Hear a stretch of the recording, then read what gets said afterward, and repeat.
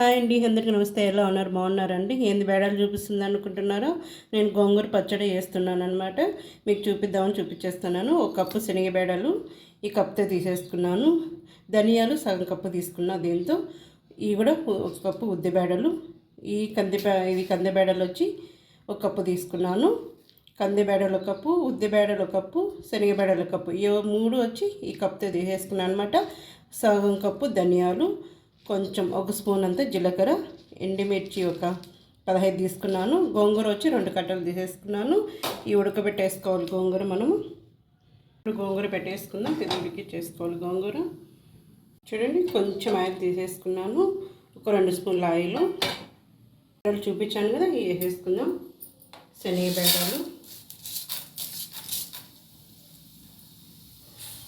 ఉద్ది బేడలు, కంది బేడలు 2 కలిపి వేసేసుకుంటున్నాను.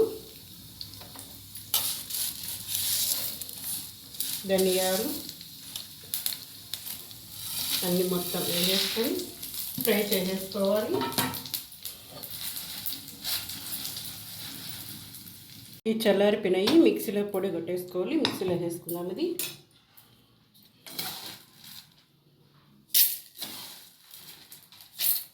ఇది మిక్సీలో వేసేసుకోవాలి. ఇప్పుడు వచ్చి కప్పు ఆయిల్ తీసేసుకుంటాను. ఎందుకంటే గోంగూర పచ్చడి కాబట్టి ఒక 2-3 రోజులైనా ఉంటుంది, ఒక వారమైనా ఉంటుంది, ఏమి చెడిపోదు. కొంచెం ఆయిల్ ఎక్కువ పడుతుంది. ఆయిల్ వేడిపోయింది. ఇప్పుడు ఆవాలు వేసేసుకుందాం.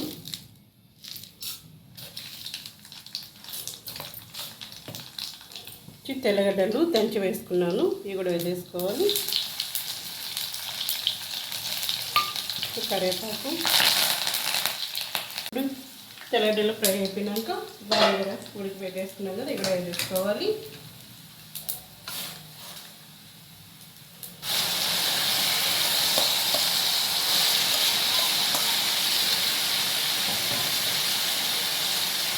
బాగా కలిపి వేసుకున్నాక కొంచెం సాల్ట్ 1 స్పూన్ వేసేసుకుంటున్నాను. చూపించాను కదా బేడలన్నీ ఫ్రై చేసుకునేటి, ఇట్లా మిక్సీలో కొట్టి పెట్టేసుకున్నాను. కొంచెము పెద్ద కొట్టేసుకోవాలి పొడి. ఇది కూడా దీంట్లో వేసేసుకుందాం. ఇది వేసేసుకొని కలిపేసుకోవాలి. పొయ్యి తగ్గించి సిమ్లో పెట్టుకొని ఫ్రై చేసేసుకోండి. హైలో పెడితే మాడిపోతుంది. బాగా ఫ్రై చేసేసుకొని ఒక 10 నిమిషాలు టైం పడుతుంది.